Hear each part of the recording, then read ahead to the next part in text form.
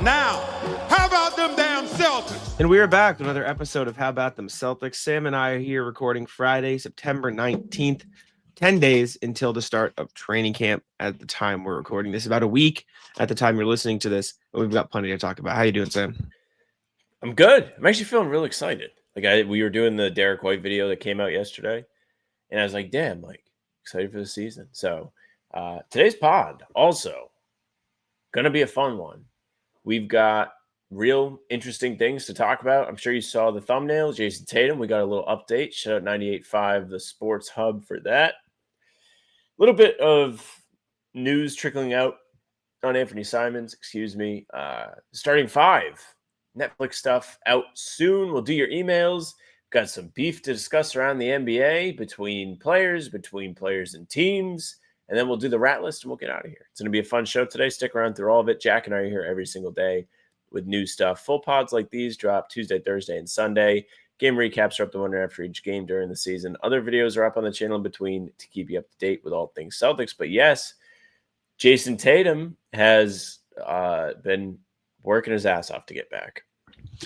Yeah, Zolik and Bertrand, 98.5, we're speaking about it. And Bertrand started off, said the Celtics are very happy with how hard Jayson Tatum has been working at his rehab and his level of focus and intensity in the rehab process. Tatum did not leave town. He's been here the entire time since the injury. He has not left town.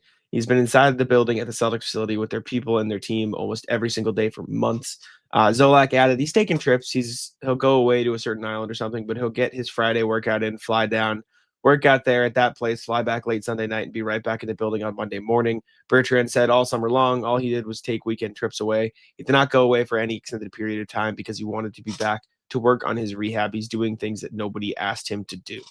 So, I mean, as if there was any question as to how hard Jayson Tatum would attack this rehab based on his career and his track record, coming back from injuries and his work ethic, etc. He's been a beast, right? Like he's been rehabbing every single day. He's been, taking the process one step at a time while simultaneously trying to expedite it.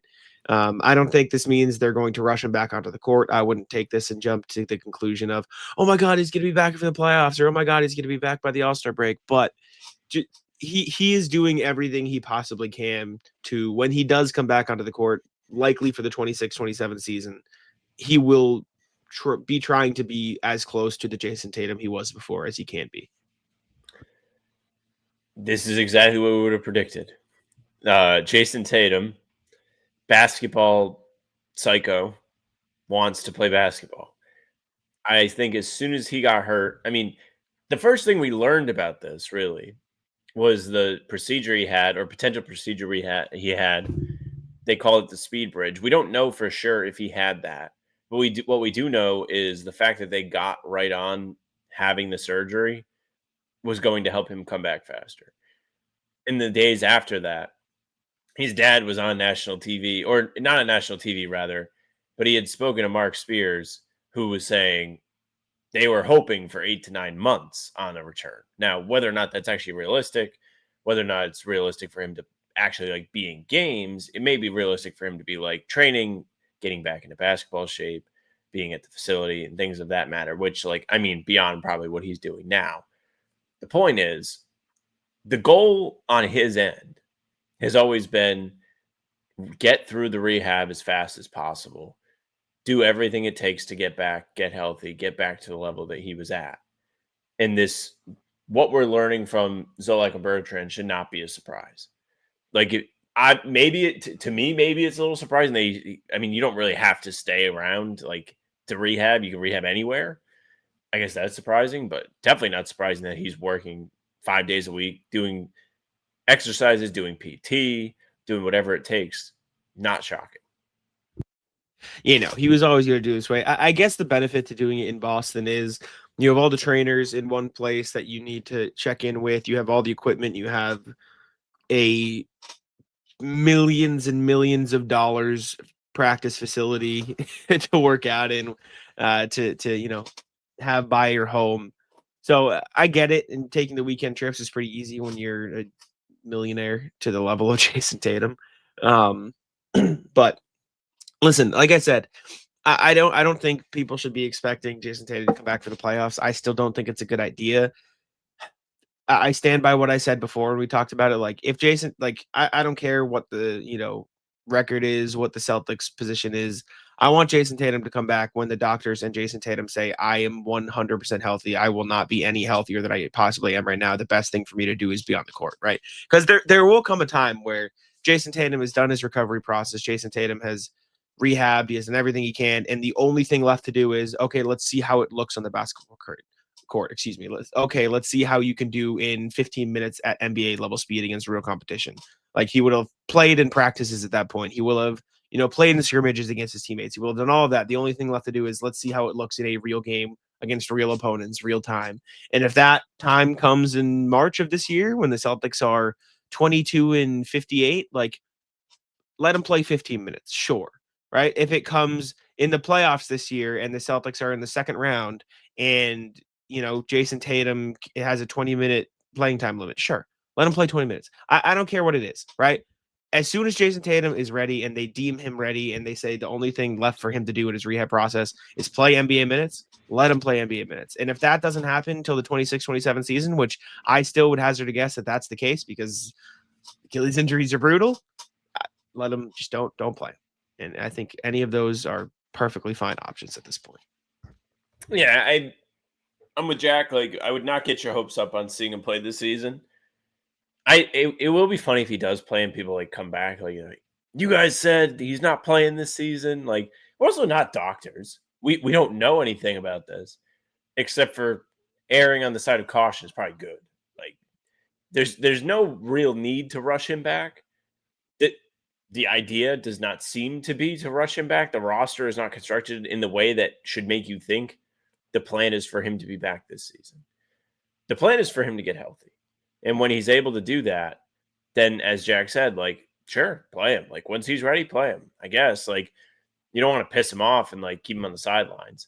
Maybe there's some benefit to giving him minutes at the end of the season if he's ready. Like, small minutes, tune-up minutes, getting back up to speed. That's another part of this. If he does come back, people are going to expect, like, what we saw the last couple seasons. I would not expect that. I would expect average, like, I don't know, role player type stuff at first. Is that crazy?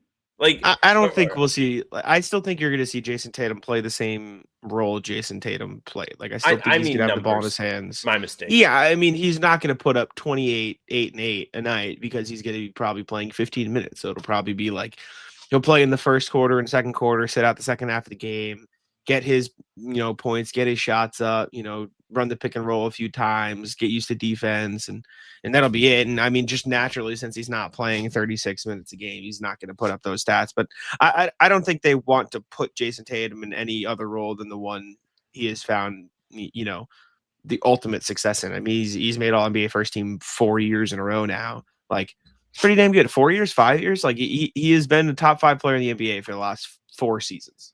That's pretty good. You don't really want to change anything when that's going as well as it is. But naturally, he's not going to put up the stats just because, I mean, I don't know. I'm not on the team. I'm just guessing he's probably going to have a minutes restriction, a pretty heavy one, when he first gets back on the court. The rotation doesn't actually matter, but I would assume if they are going to bring him back, like, they will play him the entire game just for shorter stints. It doesn't matter. Like, I can't envision him sitting out the whole second half. Maybe. I mean, it just depends on what he needs. Like, would you rather him play 3 minutes at a time and then play later in the game? Or would you rather him, like, play his normal minutes, get him back used to what he was playing before, but then just not do the whole game? Like, would you rather him just play his normal first quarter rotation of 8 minutes and then just not play him as much in the second half so he can get used to playing those longer stints? Or does he need short bursts? Like, I think it'll just depend on what he needs for his leg. Like, does he need to play on the court and see if he can sustain it for normal time? Or does he need to, just do it in small bursts? Like, I think it's just going to be about his body and what they would like to test out. I think they would do it like short stints, and then as he gets more endurance, you add like a little bit to each stint. I just think that makes maybe unless their season is like dead, and they don't care. This is not an important conversation, but if it's like dead, and like that, just the layout just sounds like preseason to me, and I can't imagine them doing that in a regular season game.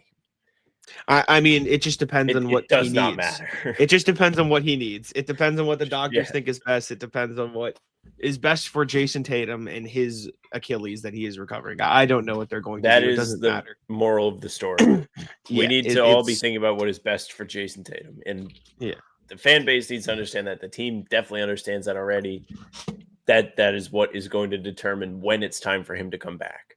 But it's good to hear that it's going. He's working hard.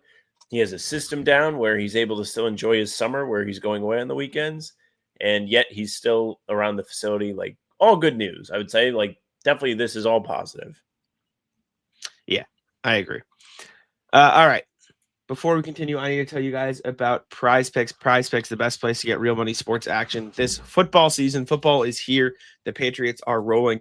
Make sure to check out PrizePicks for all your sports viewing needs. You just pick more or less on at least 2 player stats for a shot to win up to 2,000x your cash. Run your game all season long with PrizePicks. As you're watching football, you can take the more in passing yards, touchdowns, receiving yards. We do the PrizePicks every single pregame show during Celtics season. We take the more on points.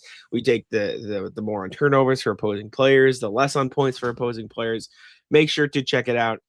We have a fun time. PrizePicks offers Venmo, Apple Pay, MasterCard, and more for quick and easy deposits into your account. But it also puts its members first, so all withdrawals are fast, safe, and secure. And when your picks hit, you can get your money in as quick as 15 minutes. Go check it out. Download the app today and use code CLNS to get $50 instantly after you play your first $5 lineup. That's code CLNS to get $50 instantly after you play your first $5 lineup. PrizePicks, run your game. Anfernee Simons' new report from Brett Siegel came out today. Nothing crazy, but just another tidbit on the way the Celtics are approaching the situation. Brett Siegel wrote, as Boston Celtics continue to explore ways to cut costs, they have held discussions with a few teams about Simons' value and what a potential deal could look like since Summer League in July. Sources said it does not appear as if there is any immediate traction on a deal involving the sharpshooting guard before the season starts. So just that the Celtics have kept conversations open on what trade value could look like for Simons since Summer League. I'm starting to hate this because, like, we're getting close enough to the season now where, like, I want to see how it works. I want to see how he fits. I want to see if there's, like, anything he can bring to the table here. Last episode, we talked about what if he wins 6th man of the year? Like, I don't know. He could fit well within this team. I do understand the long-term thing because, like, I'm somebody who's like, if they tank, they tank. Like, at least you have something to show for Tatum getting hurt and essentially having to light a season on fire.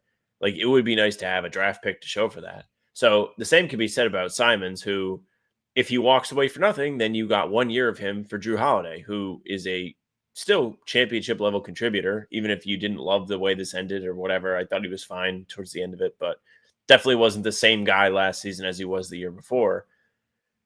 But I don't know, man. Like, maybe Anfernee Simons is going to be really exciting to watch, and the Celtics will be a fun team, and he'll come off the bench and be just an absolute microwave, coming in, knocking down threes, creating shots. Like, he can score on all 3 levels. Maybe the Celtics can find a way to hide him on defense or make it so the defense works with him as a part of it. Like, Portland did it last year. They had a great defense to close the season after the All-Star break, and he was playing those games. He was a big part of it. So there's a real opportunity for Simons to be a cool part of this Celtics team. It just sucks. It's like, you don't even want to get excited about it. Like, even if he starts playing well, you don't even want to be like, man, they did a great job getting something for Holiday, because maybe he gets traded. And, you could still get excited about it, I suppose. Maybe you get more back if he plays well. Yeah, I don't know. I don't think this was ever going to be anything like I think this was always going to be the case, but we're at the point where Anfernee, like, anything you get back for Anfernee Simons, it's not going to be as good as Anfernee Simons, right? You're not going to get a player of better value or better. Like, maybe you could get a couple guys who are worse players but better fits and they're deeper bench players, but like, he just clearly doesn't have that much value on the team. However, he could be a good fit, right? The Celtics play a 3-point heavy style of offense. Anfernee Simons is an elite 3-point shooter. He's a great offensive creator. I think he can, you can run some great 2-guard lineups with that mix of Derek White, Peyton Pritchard, and Anfernee Simons, 2 of those guys, Jaylen Brown, a forward and a center on the court. Like, I think you can get some great lineups out of that. I think the 3-point shooting will need that boost with Jayson Tatum and Drew Holiday and Al Horford and Kristaps Porzingis gone. Like, you lost 4 guys who took a lot of threes. So you need guys to step up and take some of those shots or create some of those shots. Anfernee Simons is graded above the break threes. He can run the pick and roll a little bit. He can come off the ball like Peyton Pritchard can. Like, he can play a bunch of different roles for this team on offense. And I think it'll be really important going into the season. It's just unfortunate that the trade reality with Simons has almost nothing to do with Anfernee Simons. Like the reason that these trade rumors are happening has nothing to do with, oh, this guy sucks, right? It doesn't even have to do, like, he's not the best defender. We've talked about that, but like, the trade rumors have nothing to do with that. The trade rumors have everything to do with, is he a good long-term fit? Will he, re-sign this summer? Do the Celtics want the money on the books? Are they interested in ducking the first apron? Do teams want to give out, second round picks for him? Could they get value back? Is it worth the risk? Like, it is. Trading Anfernee Simons is going to boil down to a purely business and financial decision, which stinks because he's a good player who's great on offense and could probably fit really well in this team in whatever role they find for him. But you just don't really know how the season's going to play out. You don't really know what trade value is going to have at the deadline. You don't really know what teams are going to be interested. You don't know if he's going to resign. Like, there's just so many question marks that you naturally have to create this question of, is he going to get traded? And on top of all of that, he's been in trade rumors the whole summer. So now we're just running into the same brick wall of the same conversation over and over again. Yeah, there's also a layer to this too, where if he does play well this season and you keep him, he's going to get paid. He's going to garner a big paycheck in free agency. And I know there aren't a lot of teams that can offer him big money. So I suppose like you have that in your back pocket to feel good about. But yeah, like effectively you're going to have to be rooting against him at the same time you're rooting for him because you don't have to pay him too much money. And that's kind of a problem too. So I guess we can all root for him until the trade deadline. Yeah. We'll see what happens. All right. Next thing, new season of Starting Five is going to be out very shortly. Second straight season, the Celtics have had a player in Starting Five. Jayson Tatum was in it last year. This year, Jaylen Brown is the star of the show, or one of the 5 stars of the show. Jaylen Brown, Kevin Durant, James Harden, Tyrese Halliburton, Shai Gilgeous-Alexander. They picked well. The casting directors of Netflix picked pretty damn well for this season of Starting Five. Yeah, I wrote about this for Hardwood Houdini yesterday, and that was like one of the things I was like, man, did they just nail it? They have Shai win the MVP and then win the title. They have Halliburton have this incredible playoff run where he hits 4 separate game winners, makes it to game 7 of the finals, improbably. Like, nobody expected them to be that far. Not to say that people didn't think the Pacers were good. They thought our boys would be there. They thought the Knicks would probably beat them in the conference finals when it was going to happen. And they persevere, and then he tears his Achilles in game 7. After, by the way, going out and just lighting it on fire for the first 6 minutes or however long it was he was on the floor. He had 9 points on 3 threes at the point he got hurt. So the fallout of that will be very interesting to see happen. Harden, Durant being like superstars, longtime superstars, makes this interesting. Not to mention like the implosion of the big 3 that never was in Phoenix. You'll get to see probably something on that. Harden's Clippers playing a really good first round series against Jokic too is a good one. And of course, Jaylen has like all these different things. Like, Celtics are trying to repeat. Sure, we'll get a look at Banner Night. He's got his 741 brand launching last year. There'll be surely some coverage of that in the documentary. Then he's got the lingering. Now we know it's a meniscus problem, but at the time it was a mystery knee injury. And we were coming on the show every day being like, should he be playing? Should he not be playing? He needs to rest for the playoffs. And then, of course, Tatum getting hurt in the playoffs, getting to see. I don't know if they'll include that. I think they will, but I'm not certain. But like just like the fallout, the reaction, like seeing how that affects the team, that kind of thing will be a good, or not good, but an interesting inside look. Yeah, I mean, I don't think they'll give like too much insight into Jayson Tatum's like reaction. I think we'll get the video of it happening, the commentary overlaid, and then it's good. I never saw Jaylen Brown. Yeah, they never showed it to us. Jaylen Brown's like reaction, him talking about it, like just naturally, you're going to get some team's reactions, some stuff like that happening in the documentary because I mean it was a pretty big point in the season for the Celtics, and it was like a crux of everything that was happening. Watch some Halliburton 20-point leads again too. Yeah, can't wait. Exactly. Halliburton and Shea being stars is just like, you can't write it. Like, you can't script that. Like, that is incredible. Like, what are the odds that you managed to pick the one guy who had one of the greatest playoff runs in NBA history and documented a season in a year where not many people, I think, would have thought the Pacers would have made it that far? Like, obviously, they were a conference finals team the year before, so you're like, all right, they're a pretty good playoff team. We'll get a playoff team. I don't think anybody predicted this to happen. Like, this was a very, they threw a dart and they landed. Like, good for Netflix. Yeah, it's literally like building a team. Like, it's called starting five, but like, I don't know, it's like hitting on a draft pick or like an underrated free agent signing that nobody like. I don't know. This was announced last October, right after the Celtics raised the banner. They do, oh, Jalen's to be part of the starting five, and it's Shea, who are all like, that makes sense. OKC is supposed to be this contender this year. Durant, Harden, who are established stars, they've been stars for years, and then it's Halliburton, and we're all like, huh, like, I guess he's an interesting character in all this, but like, we thought it might be Luka. We thought, I guess we assumed, like Wemby. Steph could have been a guy. Who did We you guessed say? Wemby. Wemby.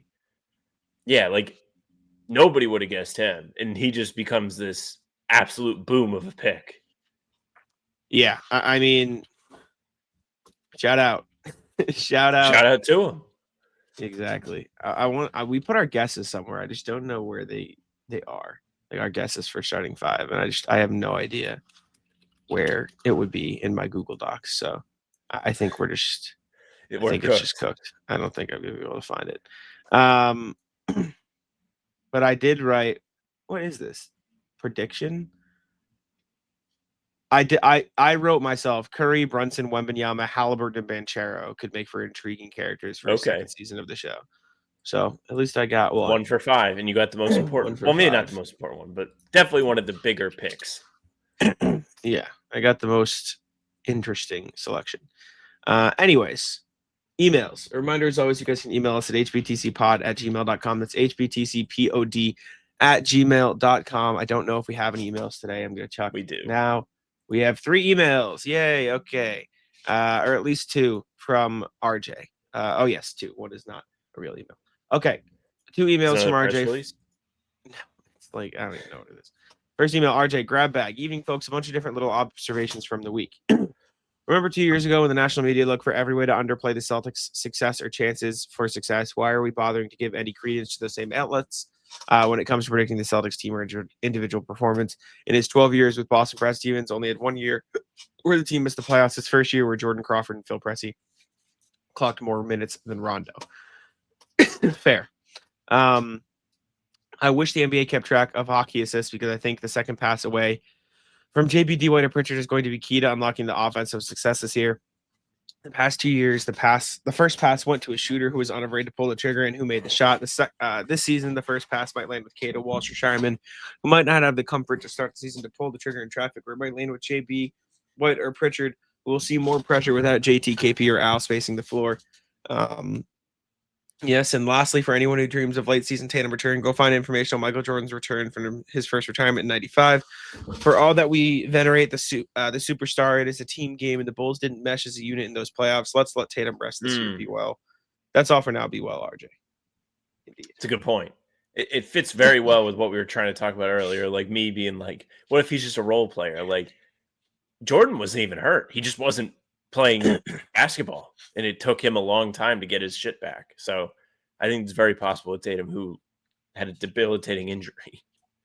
Yeah. Okay. Thank you, RJ. Second email from RJ as well. Exploiting the Tatum void. RJ says, morning, folks. In the parlance of management teams everywhere, there are no problems, just opportunities to exploit. So how will the Celtics exploit not having JT for a year to their advantage? The most obvious way that many people have put forward is tanking for a better pick in the 26th draft, but what about the ways that improve the current roster? Much of the Celtics style has been built around Tatum's preferences, lots of isolation sequences where the ball moves more slowly as individuals set themselves up to take advantage of one-on-one mismatches. Without Tatum or Drew or KP or Al, this year's offense should shift away from isolation and to quicker ball and player movement. Another opportunity is seeing who can step up their rebounding and defensive play in JT's absence. Queta, Boucher, Garza, and Hauser are the most likely candidates to improve their rebounding chops, while Hauser, Walsh, and Minot are in line for picking up the defensive reins. The Celtics should look at it like a different team this year because they have different players, and I think that'll be a good thing for Boston fans. Be well, RJ. I agree. I think they have to tailor to the cast they have, and I think they will.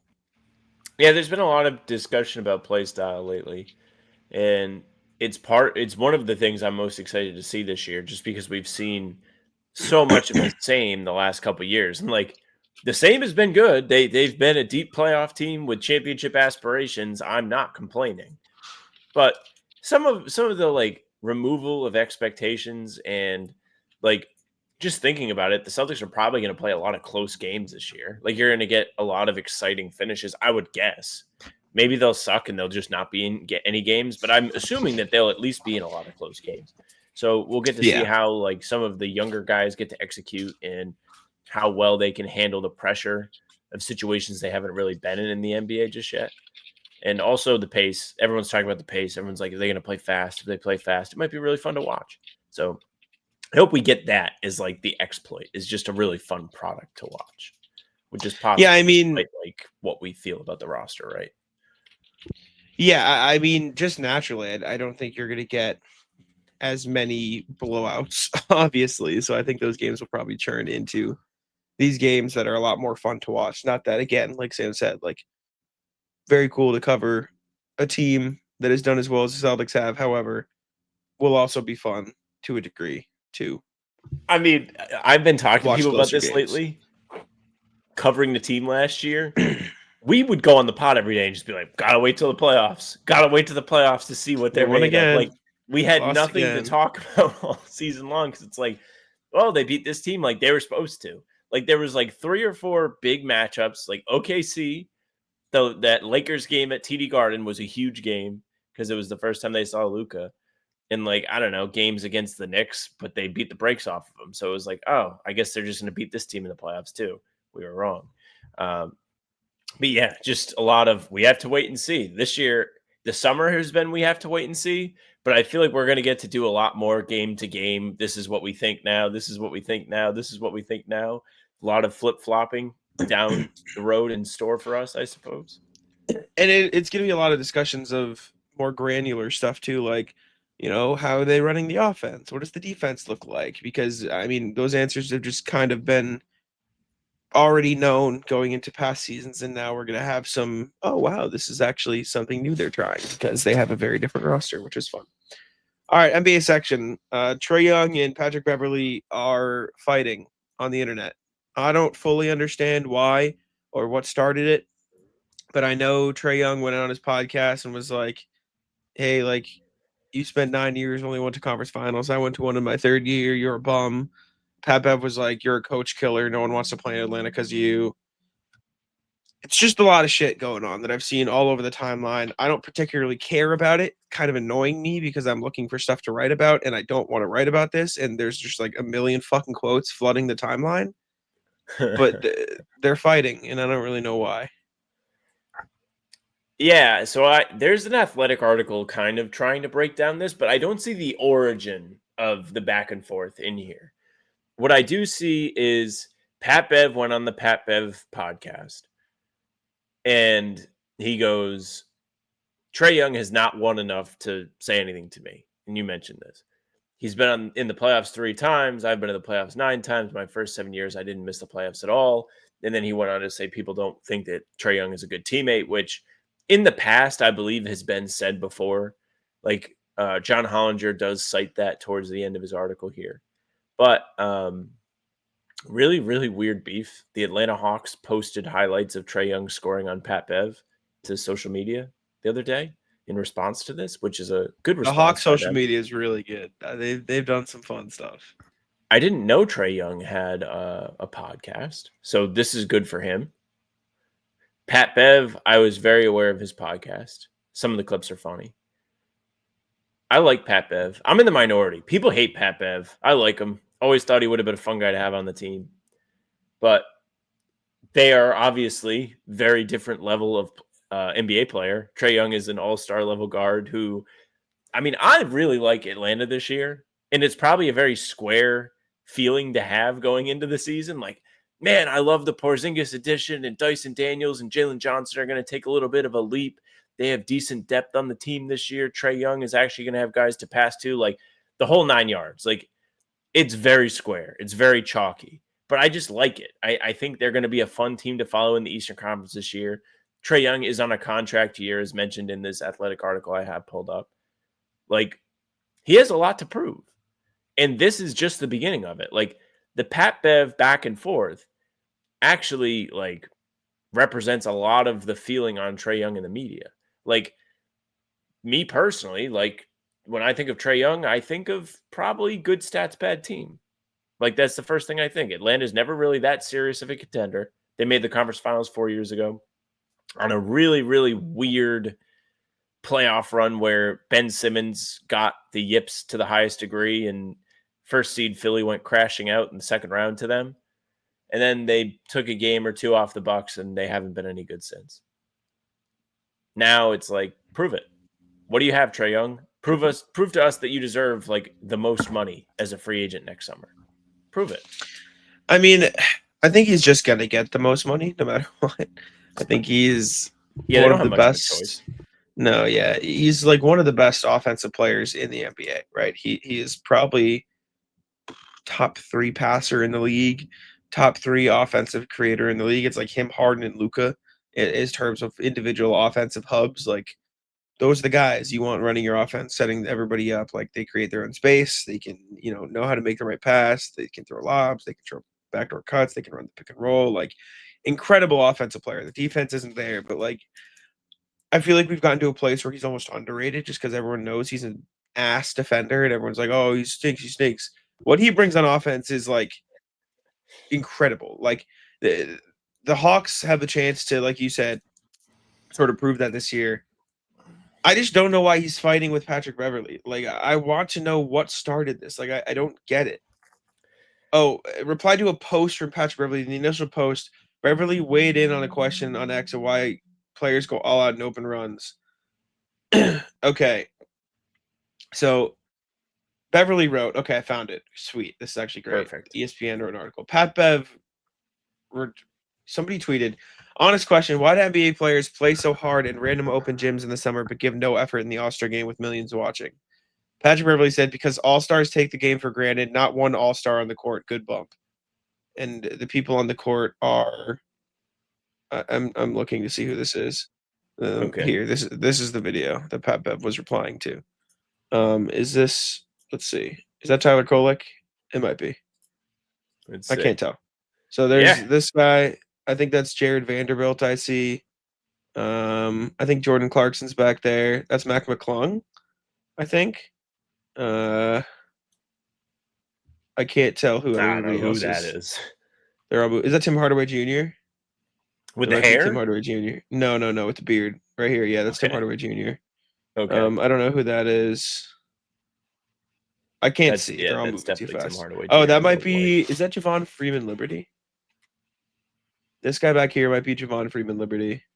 He's a guy on the Bulls Summer League team. I don't know. Anyways, so Trae Young responded to this by saying, again, no all-stars on the court, take the game for granted. And then Trae Young said, relax, let us speak for ourselves. And then 4 days later, Beverley addressed Young's response to this podcast by saying, I don't think he's won enough to even speak to me or tweet to me like that. Which is just the most September 17th beef I've ever heard of in my life. That's very true.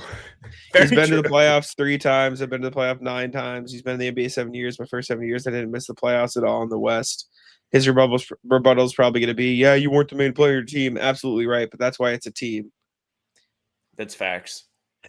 Who cares? I just, they don't think he's a good leader. They don't think he's a good teammate. Trae, you can score all the points you want. You can make all the money you want. You can have all the leading assists you want. You can do all that. If you don't win shit, or if you don't win, that shit don't matter. If you don't win when you retire, they're going to forget your name, and fast too. So I think one, Pat Bev is a little out of pocket, just going all in, going at him after the reply to the tweet. I think it was fine to be like you haven't won. Like, that's fine. And also, the initial tweet of what he said is fine, because Trae Young replying and being, let us speak for ourselves, like, your actions at the All-Star game have spoken for yourselves. Like, nobody gives a shit about the All-Star game. That's fine. That's what it's become. Like, that's what it is, right? Like, and I think the difference between open runs and the All-Star game is people at the open run are actively trying to get better. The All-Star game is mid-season. You don't want to get hurt playing in an exhibition. Exactly. That's what I was just going to say. Like, there are different layers to this too, but like, they do not try. Like, the All-Star game is a bad product. It's so bad that the NBA every year is spinning a wheel for the newest spin to put on, no pun intended, to put on it to make it interesting. Like, yeah, I think it's a valid criticism. And also, the initial tweet from Pat Bev didn't target Trae Young. He didn't initially come out and be like, it's because fucking Trae Young's there and he doesn't play defense, of course. Like, no. So I feel like both sides kind of took it a little bit like weird. But you're right. That's what we do in September here in the NBA. Yeah, I don't really get it. Trae said Beverley, quote, doesn't know what it's like, quote, to be in his shoes. Beverley said that former Hawks teammate said it was the, quote, Trae's Hawks instead of the Atlanta Hawks. Trae's like, state your source. I keep in touch with a lot of my teammates. Like, I know you know who it is. Like, state your source. I want to know. We're not even going to talk. This is... We're not even going to talk about how we celebrate play-in wins. I win play-in games on the road, and I'm ready to get to the playoffs. You win play-in games at home, and you're standing on the scorer's table acting like it's a championship. We celebrate wins different, too. I think that's slightly different, but it is a funny thing to bring up. This is all just very silly. I don't really care. Cool. I think there's like also a layer to this where Pat Bev's NBA career was built on like these are two guys that are basically the opposite player, right? Mm-hmm. Like, the biggest knock on Trae Young is he's not a good defender. He's not a gritty defender. Like, you can literally target him on defense. Pat Bev had to like scratch and claw his way into the league and never really lost that mentality where every game could be his last. Like, he made his money on defense. He was an all defensive level guy. Like, he made all defensive teams. I'm not mistaken, right? Like, he did. I'm almost certain of it. So that should be respected too. Yeah, I think he has 3 all defensive teams. Yeah, like, that's not nothing. No. Yes. Yeah, I don't know. Whatever. Keep beefing. Last NBA thing, Jonathan Kuminga, his agent, went on a show. I never want to say Jonathan Kuminga's name again after the summer. Aaron Turner, his agent, went on a show and said there's a lot of upside. He wants to pick where he wants to go, so the qualifying offer is real for sure. Then he said, if the Warriors want to win now, if you want a guy that's happy and treated fairly, who's a part of this team, we believe moving forward, you give him the player option. You do lose a little of that trade value giving that up, but if it's about the here and now, you give him that. If you don't get a perfect deal, but you get a pretty good deal and he gets to feel respected about where what he gets, and we all move on and worry about winning, helping Steph. Great. Good for them. You know what I hate about this whole situation is everybody sucks here. The Warriors have not given Kuminga much opportunity. They have not let him go on the floor. So he has a leg to stand on, being a big pain in the ass about his second contract with them, not wanting to have to commit to being there long term, right? Like, I can understand from his perspective. He's 22 years old, doesn't feel like he's gotten real opportunity to shine or play like the best style of basketball for him. They also want like starting caliber value back in the trade, but won't play him like that type of player. Yes. So like they're just being dicks. They are like backing themselves into a corner with this. And then also, Jonathan Kuminga really isn't good enough to be acting like this, if we're being honest. He feels like he is, though. Yes, everybody in this situation is fucking annoying as shit. Yeah, this sucks. This is going to make me sour on the Warriors right before they get Al Horford, where like I'm going to want to support Horford this year. I can't believe they didn't take Malik Monk in a first-round pick. That's a fine deal. That's a fine trade. I would love like a tell-all on this in like 10 years, like when it doesn't really matter anymore. Because like, do the Warriors really think he has potential and they just can't let him do it with Steph on the team? Like, do they feel like I mean, I wouldn't blame them if they feel like they have Steph Curry. Like, we have to lean into having Steph Curry. Like, he's one of the best players in the world, one of the best shooter ever. Of course, like, you have to run the offense for him, right? But like, are they just like afraid to lose Kuminga as like, okay, he's next up? Because it doesn't feel like that's the messaging he's getting. Otherwise, they would just keep him long term. I don't know, man. He wants to play. He wants his money, and whatever. We'll see. We've got a month or less than a month until we have to figure this out. So this is just so bizarre. Like, it feels like the Warriors are afraid that he's got some potential left in the tank. No, they haven't seen it. They want the trade value of a $30 million player, but they don't want to pay him $30 million. I feel like if you pay him too much money, then you start to lose trade value. As we talked about the Josh Giddey contract in the Cornette video. Even if it's $20 to $25 million, like, they want that type of trade. I don't know. I have no idea. Okay, Jack, what do you think Jonathan Kuminga is worth? I'd pay him $20 to $25 million. Okay. I'm just curious because I don't really know. Yeah. I think that is fair value for a guy of his age with what he's done in the NBA and what he possibly could be. Do I think he's really good? No. I think he's kind of overrated. However, based on what he has done in the NBA, how old he is, how much potential he could have, I think that is a fine value contract at this point for what you could get out of him. Yeah, I think that's fair. But all right, Ratless, what do you have? Man. Ratless is anti-Ratless is Trader Joe's, man. Trader Joe's has the maple butter back. Did I talk about the maple butter last year? So in Rhode Island, we have a breakfast place that they have like 3 locations throughout the state called Teas. Teas is known for their maple butter that goes with their pancakes. It's fantastic. It's like butter with maple syrup mixed. I don't know. Anyways, every time fall rolls around, Trader Joe's sells it. Me and the lady might go in there and just buy all of them, freeze them, because it just changes the game making the breakfast sandwich. You butter that sumbitch, English muffin, put it on the griddle, press it, comes out fantastic. It's like having a fucking pancake sandwich every day. It doesn't miss. Try maple butter. If you have a Trader Joe's and they have it, buy it. You won't regret it. It's a fantastic product. Shout out. What do I want to rat list? Not really rat list. We had a soccer game last night for our league. Keep forgetting you're playing in a soccer league. We were down one player, right? We only had 6, and it's like a 7. It's like 6 and a goalie. And so we picked up this guy at the start of the game. We asked the other team, like, hey, can we pick this guy up? Like, is it okay? And they're like, yeah, sure, whatever. Dude was just nasty, just carried. It was just sick. Like, very clearly played soccer. Him and another one of our teammates who was pretty good.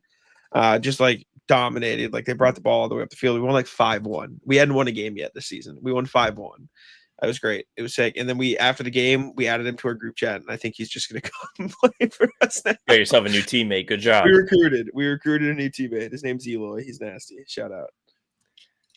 I always wanted to play soccer, and I was asked to play soccer as a junior in high school, and that was going to be my first season where I was going to be able to play basketball. So I was like, I really want to train and make sure I'm ready for basketball. But I was like, man, that would have been really fun to be a part of that and like play, because it's definitely a fun game. Like, I think soccer is a more guys on the playing field version of basketball that's a lot slower. Like, I think it's very similar to the ball has to move. There's like off ball movement that goes into it, and I mean, I like watching the game. So now when you guys play, do you guys kind of stay like pretty organized? Like, do you stay in position? Or is everyone kind of chasing the ball around? How does it go? We kind of just fill the gaps. It's tough because it's like a very much smaller field. Like, we don't play the full length of field because it's only 7v7. And so we kind of just like, we stay in position for the most part. We rotate positions a lot. Like the same guy doesn't play strike every time. So like, if he comes back to play defense for a possession, he might just stay on defense, and like, so we'll like move that way up and down. But there's some like weird rules. Like, there's no throw-ins. They're just kicks. Like, you just kick the ball in instead. On goal kicks, I can't kick the ball past half midfield. So I just kind of had to like play these dump off passes. But since it's 7v7, they can just man mark everybody. So like it's like impossible to get the ball out half the time, especially if like the other team is like good. But it's pretty fluid once you get going.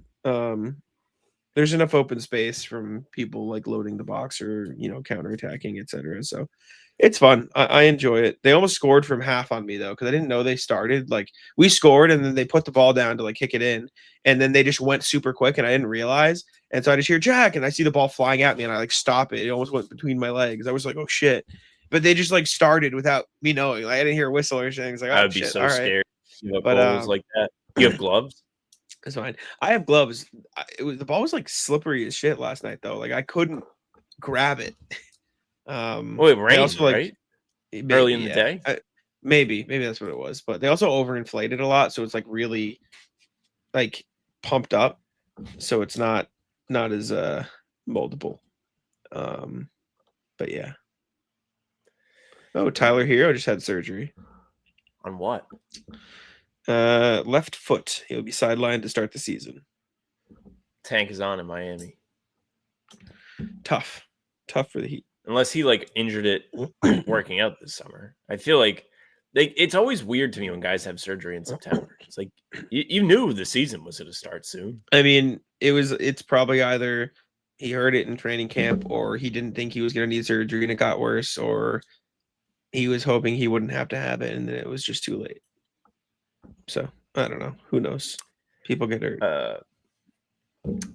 So anti-rallis is my ice machine and my fridge is fixed. We got it fixed yesterday. Shout out. I put ice in my coffee this morning, and it's very bizarre because stick to the bottom.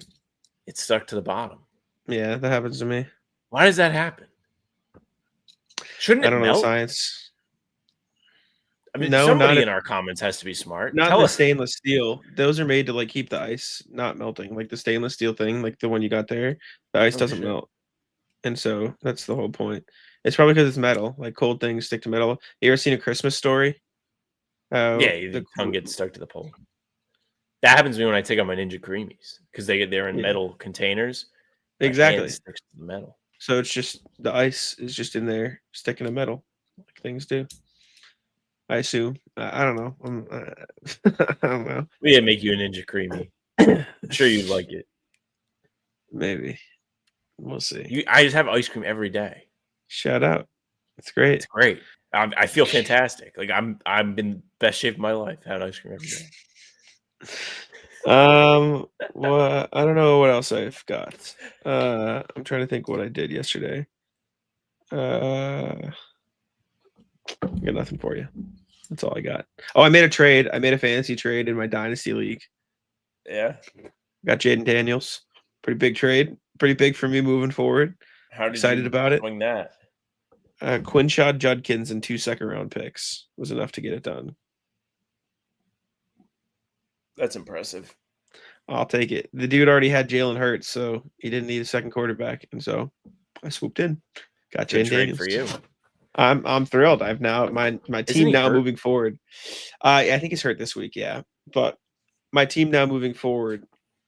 And I mean, I probably told my team on the pod here last year was ass. I drafted from free agents. And I have Jaden Daniels, Ashton Genty, Trevion Henderson, Cam Scadaboo, Jackson Smith and Jigba, Xavier Worthy, Ricky Pearsall, Tyler Warren, Harold Fannin, Wandale Robinson. I got Cam Ward on the bench, Michael Penix on the bench. I'm feeling good. Juwan Johnson is having a good season. I'm in a good spot, and I'm excited that I got a quarterback for the foreseeable future. He'll be the quarterback. So that's all I got, though. GM Jack cooking. GM Jack, indeed. Yeah, I think that's everything for me. Yeah, that's it. All right. Well, appreciate you for tuning in. Make sure to leave a like, subscribe, and I'll let Sam take it out. Hey, thank you very much for listening and watching. Make sure you leave a like, comment, subscribe. We are here every single day. Full pods drop Tuesday, Thursday, Sunday. Game recaps are the one after each game. Other videos are here in between to keep you up to date with all things Celtics. You can find the two of us on Spotify and Apple as well. Pods and recaps are there for you. So if you just want those, go ahead, follow. They'll go right to your feed. Leave a 5-star review. We'd appreciate that very, very much. You can email us, hbtcpod@gmail.com. Read them every single time we do the show, so get them in, hbtcpod@gmail.com. Our socials are at How About Them C's for Twitter, Instagram, and TikTok. Facebook's just the name of the podcast. All streams are there. They're on YouTube. They're on Twitter. Jack's Twitter's at Jackson1NBA. Mine's at Sam LaFrance NBA. That's it for us. Bye. Tic-tac-toe.